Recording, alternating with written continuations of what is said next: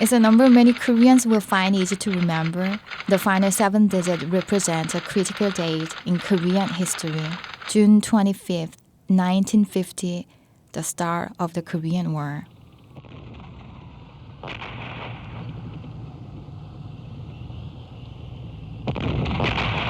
On the day the land of morning calm turned into an ugly battlefield, brothers and sisters, parents and children became enemies and started firing guns at each other. The competing ideologies of democracy and communism divided a once harmonious nation. Other countries, including the United States, the Soviet Union, and China, all became embroiled in the war. More than 80% of the land was destroyed.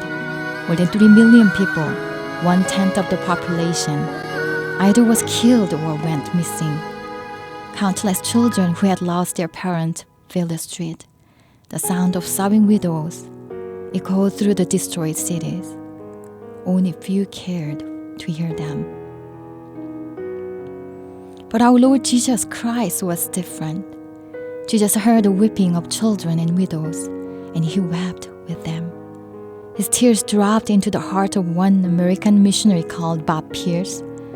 Bob prayed, "Let my heart be broken by the things that break the heart of God." Bob's heart was indeed broken for those suffering in Korea.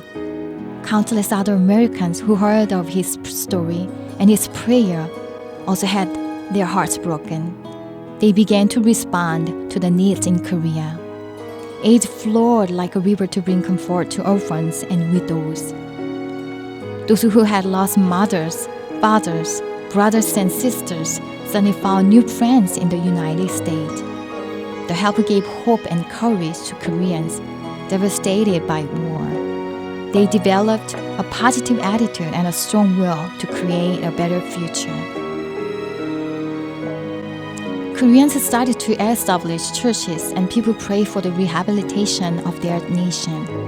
Children studied hard in school, and all over the country, factories began to operate day and night. Today, after 50 years, those efforts and dreams have produced great things. In 1988, Korea hosted the Olympic Games. In 2002, the Soccer World Cup. Korea is now the 12th largest economy in the world. One can see advertising it for its leading companies like Samsung, LG, and Hyundai, emblazoned in New York Times Square. Korea emerges from the ruins of war to become a great success story.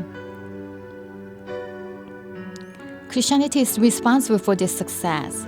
A quarter of Koreans' population is Christian.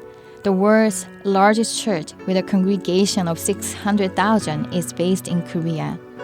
In addition, the country has sent out 25,000 missionaries into every corner of the world. Worldvision Korea became the first one in the organization's history to switch from benefiting from overseas funding to one that fundraises for impoverished people in other parts of the world. The status change reflected a desire to repay the depths of love that had been shown to Korea in its darkest hour. At the end of the 2007, World Vision Korea raised $80 million to help poor children around the world. This spirit also lights a fire in the hearts of Koreans living in the United States. By 2007, 35,000 children were being sponsored and $50 million were being raised by Korean Americans. This is another miracle of love. But Koreans know well this surprising miracle was not accomplished by their own effort. They know that 50 years ago, a loving hand came to wipe away their tears. It is true, Korea is still a divided country, and Koreans still suffer the scars that the war left 57 years ago. But this could not discourage their will to repay their debt of love.